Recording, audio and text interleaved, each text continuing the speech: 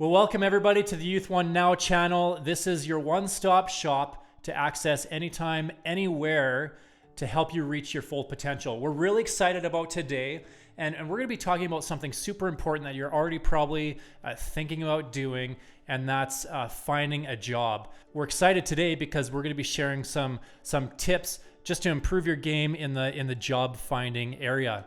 And so today we got a friend from MNP. It's an accounting firm here in Lethbridge. Carlo, welcome here. Thank you for having me. Yeah, and so Carlo is the HR manager, right, for MNP. Yep. And essentially what his job is to screen people coming in that are wanting jobs, or at least that's one of your main jobs. Do you want to explain that a little to us? Sure. As an HR manager, I take care of the whole recruitment process, which includes pre-screening, looking at resumes, right, doing interviews, hiring, and then besides that, there's obviously training and career planning and.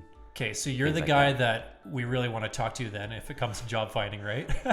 Well, I think so. Yeah. But I'm biased. In your career, so you've been with MNP for about 16 years. Almost 16 years now. How many resumes do you think you've gone through? Oh, wow. Since day one. At least 1,600, I'm sure. Wow, that's crazy. So guys, that's why we're so excited is we're going to be going through a bunch of series through the next couple of weeks. And through three main important things that we think we can help you just up your job finding skills. And so today we're going to be talking about how to write a better resume, and so making your resume stand out and giving you essentially 3 hacks as to how to make your resume stand out. The second video series we're going to be going through, I like to say, is how to become an interviewing ninja. So how to step up your interview game when you're getting interviewed for a job. And then the third one, and I think this is even more important, is how to retain your job. So how to keep that job and get a raise. Essentially, we're talking about how to be liked by your boss, right? Right, Because if your boss likes you, he's going to want to keep you around. He's going to want to give you a raise to make sure that you stick around. So let's talk about the first hack to writing a good resume. What is one thing that you would say is important when writing a good resume? Well, for me, the resume shouldn't be too long. You want to highlight your main points for sure. But you want to keep it to at least 1 page, maybe two pages at the most. But as you can appreciate, if you're an employer and you're going through a whole bunch of resumes, you don't want to be reading through a whole bunch. You don't want to go through a book. Yeah, you don't. So you want to make sure that your resume is limited to that 1 or 2 pages. That's good. Yeah, and I think we all feel like we always have to explain everything about ourselves, right? But it's like simplifying that and being as clear as possible means a lot, apparently, right? Absolutely. Yeah, you can go through it quick, and it's the highlighted version of yourself. For sure. That's good. Okay, let's go through point number 2. Okay, and then make sure that when you're setting up your resume, that you're using spell check and the font is all the same throughout the whole resume.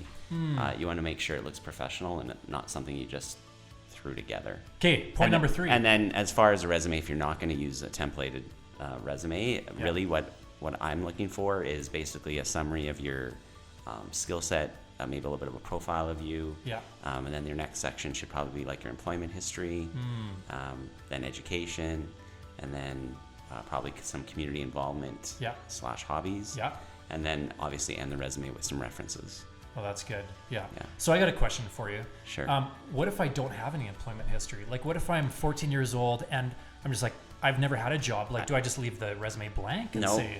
No, I get that question a lot. Yeah. And I think if you're 14 years old, you probably haven't had a lot of jobs. So I think that's important. My pro tip, actually, which we're going to get to, but is to actually do a cover letter. I'm an HR guy every HR professional is different, but I'm an HR guy who likes to have a good cover letter because, again, if you're going through a number of resumes and you have a cover letter attached and you can read it, you stick out. Yes. Yeah. And so that's important. And so when you're 14 Yeah. and there's not a lot of experience, Yeah. your cover letter is your best bet. And so you should highlight things like Yeah. you were maybe on some school project, maybe you're on a team sport or something, Right. and that, you can be a team player like Yeah. that folds well into the work world, right? It's almost just as working with others. impressive as work experience, Absolutely. volunteer experience. Yeah. Absolutely. Wow. So, I can imagine a 14-year-old coming in and they got a cover letter attached to their resume, how much that would actually stand out. Because it's almost not expected of a 14-year-old, especially if you're not asking for it. Absolutely. Yeah. It would impress me. Yes. It would show me that they actually took some time Yeah. and they want that job. Oh, yeah. That's good. I remember previous jobs where I've taken on resumes. Obviously, I didn't get 1,600 come in or whatever, but you know, we usually get like, if we put out a call for a job position, you know, we'd probably get about 15 to 20 resumes coming in. And when we asked for instructions, I think that was something that stuck out to me a lot of times is if they didn't follow instructions, a lot of times it was taking that resume and just putting it in the no pile, right? Especially if we were asking for a cover letter. Because my thought in my mind was, if I'm asking for requirements, so if I'm asking for a cover letter and they don't even follow those simple instructions of adding a cover letter, then are they going to follow instructions when they're actually at the job, right? Yeah. Absolutely. So that's good. Okay, so that's our 3 tips for writing a better resume.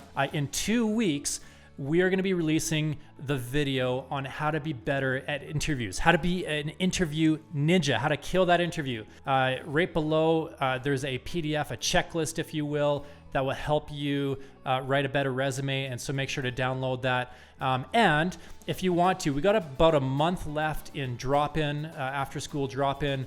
And we would love if you would bring in your resume. If you have any questions, we will help you do that. So make sure to bring in your resume and we'll help you improve it so you get a better chance of getting that job and get some cash in your pocket this summer.